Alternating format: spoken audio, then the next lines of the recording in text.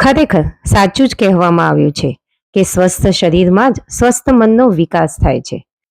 ભારત જ્યારે જ્ઞાનમાં વિશ્વગુરુ બનવા જઈ રહ્યો છે ત્યારે ભારતનું યુવાધન શરીરથી સ્ફૂર્તિલું ન હોય તે કેમ ચાલે?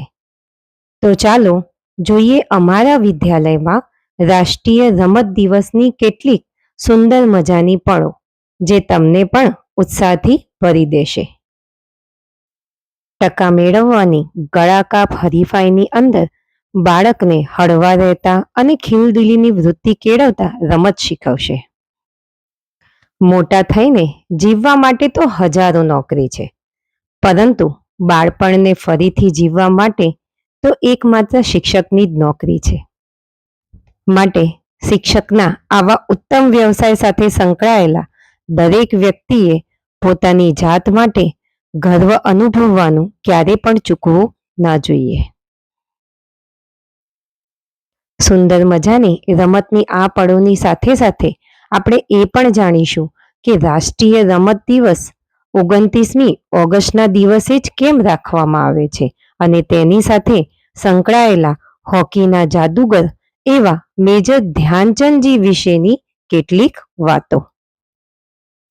આપને મારો જો આ રમતની સાથે જ્ઞાન દર્શાવતો વિડીયો ગમ્યો હોય તો ચેનલને સબસ્ક્રાઇબ કરવાનું ભૂલતા નહીં અને અન્ય મિત્રોમાં શેર કરશો કે જેથી બીજા પણ આની માહિતી મેળવી શકે અને આપના અમૂલ્ય પ્રતિભાવો કોમેન્ટ સ્વરૂપે જણાવશો કે જેથી મને પણ આવા નાનકડા પ્રયત્નો કરવાની સતત મારા કાર્યની સાથે સાથે પ્રેરણા પણ મળતી રહે.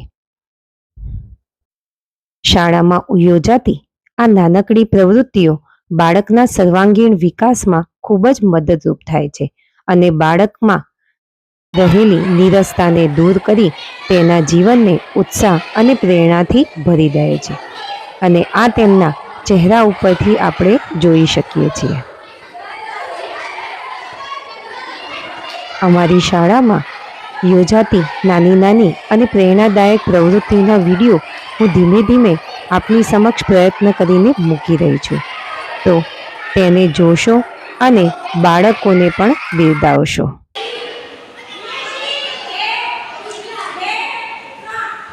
આ પ્રવૃત્તિઓ દ્વારા બાળકોમાં એકાગ્રતા, ચપળતા અને નિર્ણય શક્તિ જેવા ગુણો તો કેળવાય જ છે, સાથે સાથે શરીર સૌષ્ઠવ પણ મજબૂત બને છે.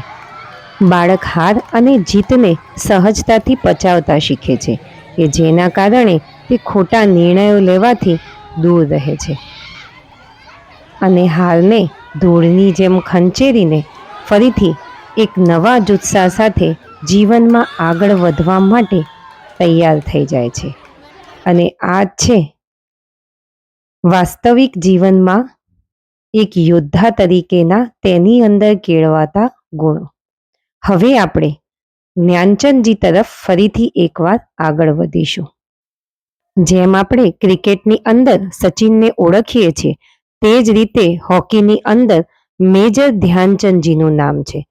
કહેવાય છે કે જ્યારે તેઓ રમતના મેદાનમાં ઉતરતા ત્યારે તેમની હોકીની સ્ટિક બોલ સાથે ચોંટી જતી અને એક સામાન્ય માનવ કરી શકે તેનાથી બહુ જ અચરજ પમાડે તેવા તેઓ ખેલમાં કરતબ કરી બતાવતા અને માટે જ તેમને હોકીના જાદુગરની ઉપમા આપવામાં આવી હતી.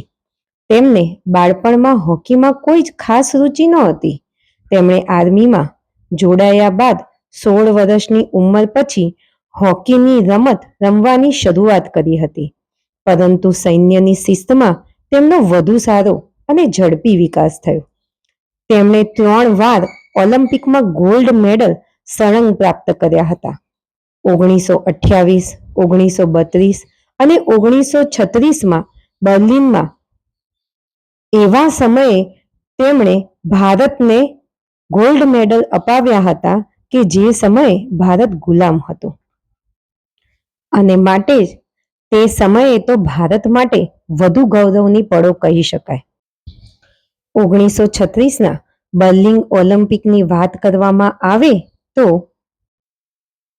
તે વખતે ભારતે યજમાન જર્મનીને 8-1 થી હરાવ્યું હતું અને તે પણ હિટલરની હાજરીમાં. હિટલર તેમની રમતથી એટલો પ્રભાવિત થયો કે તેમણે ધ્યાનચંદજીને બોલાવીને જર્મની તરફથી રમવાની અને જર્મનીની અંદર આર્મીમાં ઉચ્ચ પદની ઓફર કરી અને એ પણ ફિલ્ડ માર્શલ જેવા ઉચ્ચ પદ માટે. આખી દુનિયા સરમુખ ત્યાર એવા હિટલરથી ફફડતી હતી ત્યારે ધ્યાનચંદજી કોઈ પણ પ્રકારના ડર કે દબાવમાં આવ્યા વગર તેમણે ત્વરિત જ જવાબ આપ્યો, હું ફક્ત ભારત માટે જ રમું છું. ત્યારે તેઓ ફક્ત હોકી પ્લેયર જ નહીં પરંતુ ભારતીય સ્વાભિમાનનું પ્રતીક બની ગયા હતા. ત્યારે હિટલર પણ આ જવાબ સાંભળીને સ્તબ્ધ થઈ ગયો હતો અને આ ક્ષણ ઇતિહાસના પાના ઉપર સ્વર્ણ અક્ષરે અંકિત થઈ ગઈ અને તેઓ રાષ્ટ્રીય હીરો બની ગયા. અને માટે જ આપણે તેમના જન્મદિવસ એટલે કે 29 ઓગસ્ટને આપણે રાષ્ટ્રીય રમત દિવસ તરીકે ઓળખીએ છીએ. જો આપને મારો આ વિડીયો ગમ્યો હોય તો ચેનલને લાઈક, શેર અને સબસ્ક્રાઇબ કરવાનું ભૂલતા નહીં. મળીશું આવા જ એક નવા વિડીયો સાથે.